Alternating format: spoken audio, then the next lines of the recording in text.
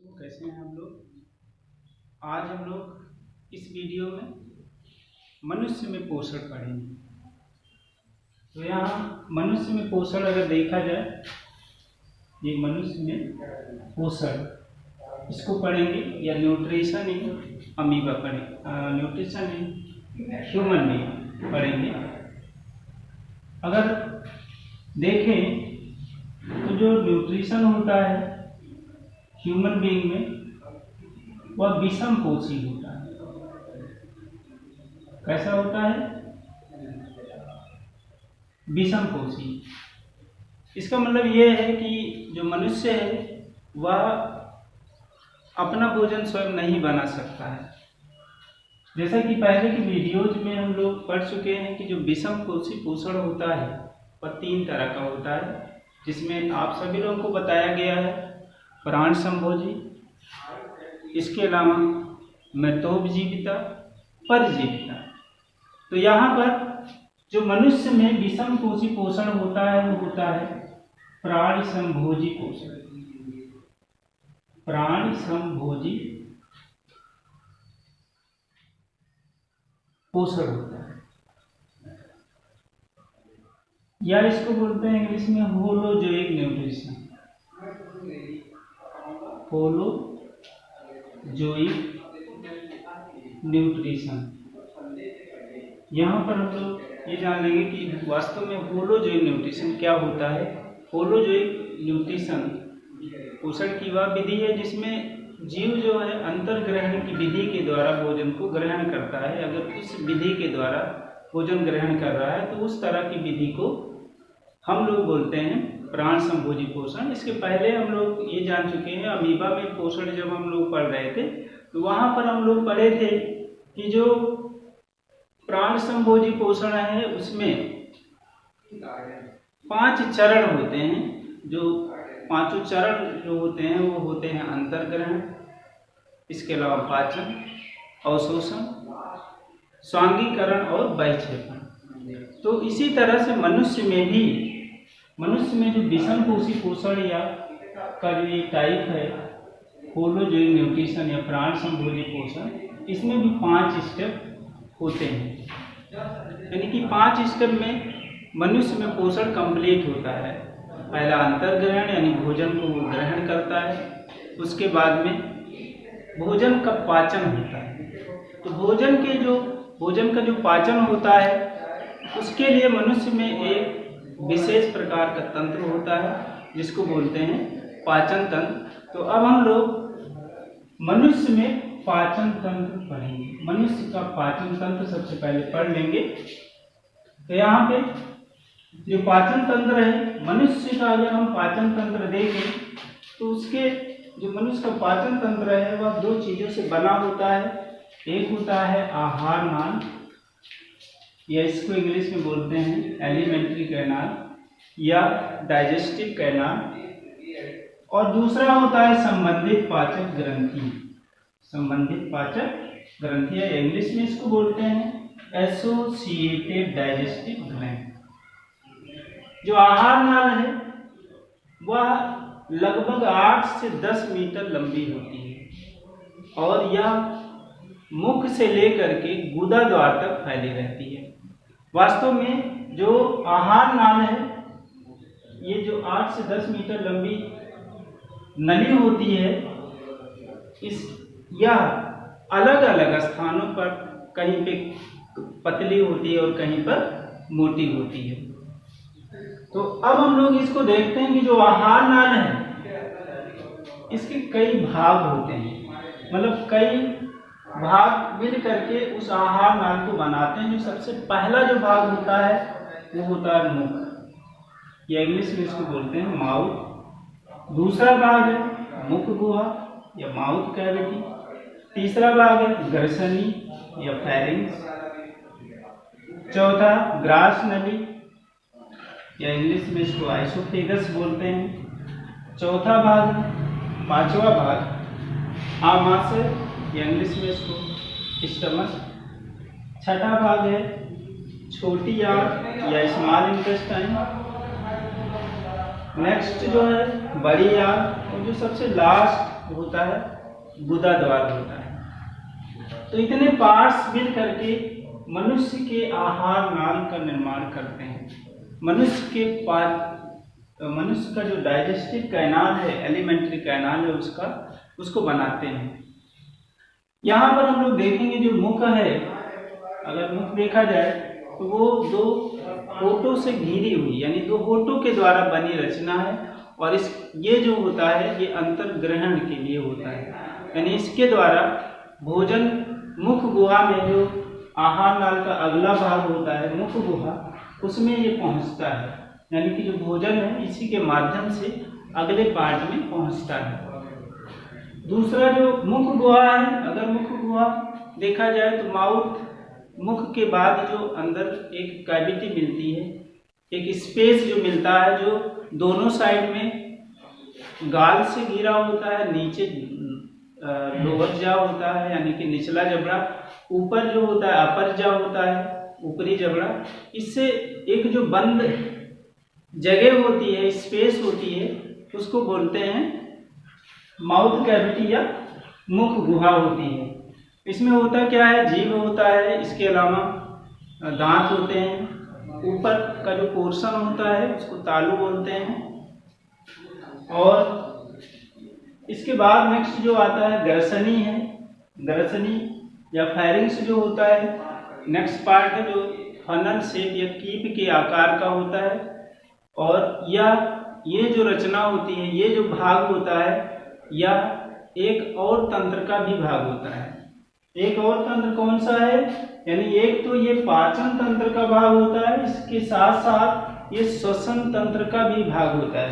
कहने का मतलब ये है जो ग्रसनी या फेरिंग्स जो है, ये 2 तंत्र यानी ये कॉमन पार्ट होता है। यानी श्वसन तंत्र का भी ये पार्ट है, ग्रसनी और पाचन तंत्र का भी ये पार्ट होता है। इसके बाद जो ग्रसनी जो होती है वो फिर अगले पार्ट में खुलती है, जो होती है ग्रास नली या आइसोफेगस, या इसको फूड पाइप भी बोलते हैं। इसको फूड पाइप या हिंदी में इसको भोजन नली भी कह सकते हैं। भोजन नली ये लगभग 25 सेंटीमीटर लंबी होती है, जो हमारे गले से गुजर करके थोरैसिक कैविटी यानी कि वक्ष गुहा को तक जाती है, और लास्ट में क्या होता है आमाशय से मिल जाती है। इसका जो काम जो होता है, ग्रास नली का जो काम होता है, वो केवल भोजन को ग्रसनी से नेक्स्ट पार्ट में यानी आमाशय में पहुंचाने का काम करता है। और जब ये भोजन को ग्रसनी से आमाशय में पहुंचाता है, उसमें एक प्रकार की गति होती है, उसी गति के कारण ही यह भोजन को अगले पार्ट में पहुंचा पाता है। उस गति का नाम जो होता है वो होता है कर्म कुंचन गति।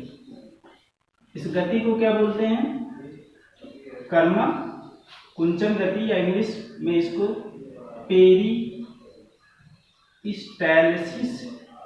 पेरिस्टालिसिस मूवमेंट बोलते हैं।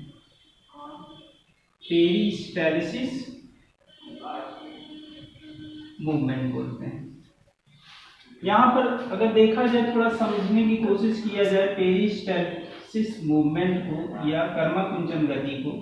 जैसे होता क्या है, जो निवाला या भोजन है फूड ककड़ यहाँ पर पहुँचता है, तो यहाँ पर ये जो नली होती है ये दब जाती है, पिचक जाती है। तो क्या होगा कि जो ये भोजन का जो निवाला है वो अगले पार्ट में चला जाएगा, दब जाएगा। तो जो ये गति है फिर यहाँ पर ये एक्सपेंड कर जाएगा, फैल जाएगा, फिर यहाँ पर ये दब जाएगा, फिर भोजन अगले पार्ट में। तो इसी तरह की जो गति होती है इसको बोलते हैं कर्म कुंचन गति या पेरिस्टालिसिस मूवमेंट। तो यहाँ पर जो ग्रास नली या भोजन नली या फूड पाइप का जो काम है वो क्या है, भोजन को नेक्स्ट पार्ट में पहुंचा देने का। इसके बाद में नेक्स्ट पार्ट जो आता है वो है आमाशय। आमाशय जो होता है वो सबसे ब्रॉडेस्ट पार्ट है, सबसे चौड़ा भाग होता है आहार नाल का। और यहाँ पर आमाशय बहुत सारा कार्य भी करता है। इसका अगर हम शेप देखें, आकार अगर देखें, तो ये जे शेप होता है, जे के आकार का होता है, जे के आकार का होता है और ये बहुत सारे कार्य करता है। जैसे सबसे पहला तो यही है कि वो स्टोरेज ऑफ द फूड, यानी कि भोजन का संग्रह करता है, भोजन को संग्रहित करता है। जैसे होता क्या है कि जब हम लोग खाना खाते हैं तो ये फूड पाइप यानी कि मुख गुहा, ग्रसनी और ग्रास नली से हो करके जा करके आमाशय में स्टोर्ड होता है। जब तक आमाशय में ये भोजन स्टोर्ड रहता है तब तक फिर हमको खाने की इच्छा नहीं होती है, उतना हमको इंटरवल मिल जाता है, उतना टाइम तक हमें खाने की जरूरत नहीं होती, भूख नहीं लगती है। जैसे ही ये खाली होता है तब फिर हमको ये फील होने लगता है कि यानी भूख लगने लगती है। तो यहाँ पर क्या है, आमाशय एक कार्य जो करता है, एक तो होता है कि भोजन को संग्रहित करता है। इसके अलावा जैसे जो ग्रास नली है वो कर्मकुंचन गति करती है, उसी तरह से आमाशय भी कर्मकुंचन गति करती है। और इस कारण से जब कर्मकुंचन गति यहाँ पे बहुत तीव्र होता है और इससे क्या होता है, भोजन के जो कण होते हैं वो पिस जाते हैं, यानी कि जो चूर्निंग ऑफ द फूड। दूसरा जो इसका कार्य होता है आमाशय का, वो क्या होता है, भोजन को का चूर्निंग करता है, यानी कि भोजन को पीसने का काम करता है। इसके अलावा यहाँ पर अगर देखा जाए, तीसरा अगर कार्य देखा जाए तो आमाशय की जो दीवार होती है उसमें विभिन्न प्रकार की क्या होती हैं, सेल्स होती है, कोशिकाएं होती है। हम कह सकते हैं कि जठर ग्रंथियां पाई जाती हैं। ये जठर ग्रंथियां जठर रस का स्रावण करती हैं और जो जठर रस बनता है वह भोजन को पचाने में मदद करता है। अगर जठर रस का हम कंपोजिशन देखें तो उसमें एक कंपोनेंट HCl होता है, इसके अलावा इसमें पेप्सिन होता है, रेनिन होता है। तो ये क्या करते हैं, जैसे जो HCl है तो HCl के कई कार्य हैं जो कि हम लोग जब डाइजेशन इन ह्यूमन बीइंग पढ़ेंगे तो उसमें डिटेल में पढ़ेंगे। तो ये इतने कार्य करता है। इसके बाद में जो है वो होती है छोटी आंत या स्मॉल इंटेस्टाइन। छोटी आंत वास्तव में ये एक बहुत ही क्वाइल्ड संरचना होती है, कुंडलित संरचना होती है और यह लगभग 6 मीटर लंबी होती है, 6 मीटर लंबी होती है। और जो भोजन का संपूर्ण जो पाचन होता है, इसके साथ साथ अवशोषण जो होता है इसी छोटी आंत में हो जाता है। इस छोटी आंत के 3 भाग होते हैं, एक तो होता है डियोडिनम, दूसरा जेजुनम और तीसरा होता है इलियम। डियोडिनम जो होता है पहला पार्ट है और इसका जो आकार होता है वो सी के आकार का होता है। ये सब एक नंबर में क्वेश्चन पूछे जा सकते हैं। सी के आकार का होता है, उसके बाद होता है जेजुनम और फिर होता है इलियम होता है। इसके बाद में बड़ी आंत होती है। बड़ी आंत लगभग 1.5 मीटर। अगर हम देखें आंत की अगर बात करें, छोटी आंत और बड़ी आंत, वास्तव में ये बड़ी नहीं होती है, बस केवल इसकी चौड़ाई ज़्यादा होती है, इसलिए इसको बड़ी आंत बोलते हैं। ये इसकी चौड़ाई कम होती है और बड़ी आंत की जो चौड़ाई होती है वो ज़्यादा होती है, इसलिए इसको बड़ी आंत बोलते हैं। लेकिन इसकी अगर लंबाई हम देखें तो लंबाई छोटी आंत से कम होती है। जिस तरह से छोटी आंत के 3 भाग होते हैं, उसी तरह से बड़ी आंत के भी 3 भाग होते हैं, जिसमें पहला भाग जो होता है वो सीकम होता है, दूसरा भाग जो होता है कॉलन होता है और तीसरा जो भाग होता है वो रेक्टम होता है। हाँ, एक चीज और इसमें जानना है, जो सीकम है इसी के पार्ट से, इसी के ये जहाँ से शुरू होती है उसी वहीं पर एक अवशेषी अंग भी पाया जाता है। अवशेषी अंग होता है। अवशेषी अंग क्या होते हैं ये भी जान लेंगे हम लोग। अवशेषी अंग वह अंग होते हैं जो हमारे शरीर में उपस्थित तो होते हैं लेकिन उनका कोई कार्य नहीं होता है, तो ऐसे अंगों को बोलते हैं अवशेषी अंग। तो यहाँ पर सीकम से जो निकला हुआ अवशेषी अंग होता है उसको बोलते हैं वर्मीफॉर्म अपेंडिक्स। वर्मीफॉर्म अपेंडिक्स, या इसको हिंदी में बोलते हैं कृम रूप परिशेषिका। कृम रूप परिशेषिका एक ये अवशेषी अंग। ऐसे हमारे शरीर में बहुत सारे अवशेषी अंग हैं जो उपस्थित तो हैं लेकिन कोई कार्य नहीं करते हैं। इसके बाद जो लास्ट पार्ट है इसका वो होता है गुदादार, लास्ट ओपनिंग। जैसे आहार नाल की जो पहली ओपनिंग होती है वो मुख होती है और जो अंतिम ओपनिंग होती है वो गुदाद्वार या एनस होती है जो बहिक्षेपण के लिए होती है। इसके बाद हम लोग सेकंड पार्ट इसका देखेंगे, यानी कि जो मनुष्य का पाचन तंत्र है वो दो चीजों से मिलकर बना हुआ है, एक तो आहार नाल और दूसरा संबंधित पाचक ग्रंथियां या एसोसिएटेड डाइजेस्टिव ग्लैंड्स। तो ये ऐसी ग्रंथियां होती हैं जो पाचन में मदद करती हैं। क्या करती हैं? पाचन में मदद करती हैं। तो वो कौन कौन सी हैं?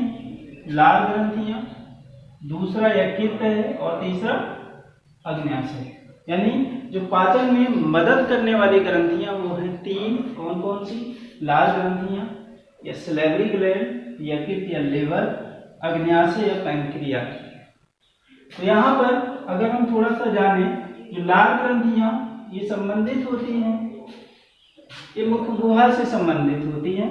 और जो लाल ग्रंथियों की अगर संख्या देखा जाए तो ये होती है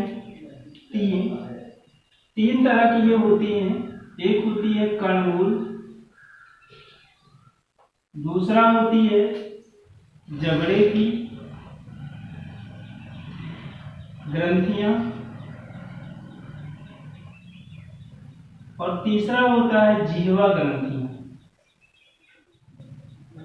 जिह्वा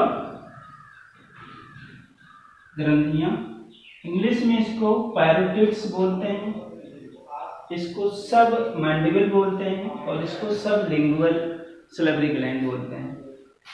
जिसमें से ये वन पेयर यानी एक जोड़ा ये होता है, एक जोड़ा ये होता है और एक जोड़ा ये होता है। कुल मिलाकर के तीन जोड़ी लाल ग्रंथियां होती हैं। थोड़ा एक चीज और जान लेना है, जो लाल ग्रंथियां होती हैं ये बहिस्रावी होती है।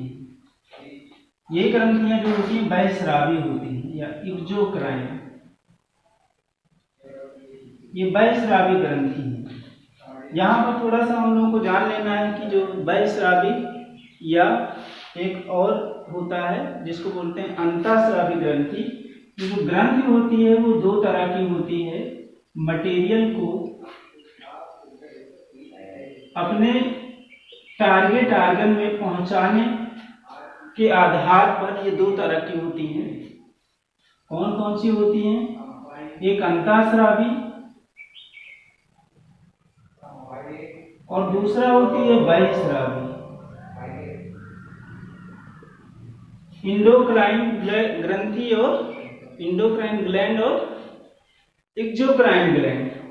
अंतःस्रावी ग्रंथि जो होती है यह अपने स्राव को, इससे निकलने वाला जो पदार्थ होता है उसको सीधे रुधिर में डालती है और वह रुधिर के माध्यम से अपने टारगेट अंग में पहुंचता है। जबकि जो बहिस्रावी ग्रंथि होती है वह नलिका के द्वारा अपने स्राव को टारगेट आर्गन में पहुंचाने का कार्य करती है। तो यहाँ पर जो लाल ग्रंथि है, लाल ग्रंथि अगर देखा जाए तो ये क्या होता है कि माउथ कैविटी से संबंधित है। जैसे जो कर्णमूल ग्रंथि होती है ये कान के पास मिलती है। जबड़े की ग्रंथियां जो होती है हमारी जो लोअर जा होता है या निचला जो जबड़ा होता है उसमें ये पाई जाती हैं, जबकि एक जोड़ा जो होता है जीवा ग्रंथियां जीन के नीचे पाई जाती हैं, वो इस तरह से होती है। और आपको पता है कि लार ग्रंथि से जो स्राव निकलता है उसको लार बोलते हैं या सलाइवा बोलते हैं। तो जो लार होता है वो इस नलिका के द्वारा मुख गुहा में आकर के खुलता है, मुख गुहा में आकर के मिलता है भोजन के साथ। या अगर हम यहाँ पे अगर क्या है, अगर अपने मुख में उंगली अगर डाला जाए तो वो गीला रहेगा। उसका कारण क्या है? गीला इसलिए होता है क्योंकि वो अगर हमारी उंगली में गीला कपन का जो कारण बना वो क्या हुआ, उसमें लार लगेगा। तो जो लार होता है वो हमेशा इन ग्रंथियों के द्वारा स्रावित होता रहता है, लेकिन लार का श्रावण जो होता है वो बढ़ भी जाता है। जैसे अगर कहीं स्वादिष्ट भोजन की महक मिल जाए या कुछ ऐसी चीजें जो प्रिय चीजें हैं वो देख लिया जाए तो लार का श्रावण क्या होता है, वो बढ़ जाता है। इसके बाद में हम लोग देखेंगे यकृत। यकृत के बारे में हम लोग जानेंगे। यकृत अगर देखा जाए तो ये सबसे बड़ी ग्रंथि है, मनुष्य के शरीर की सबसे बड़ी ग्रंथि होती है और यह लगभग 1.5 kg, लगभग 1.5 किलो की होती है।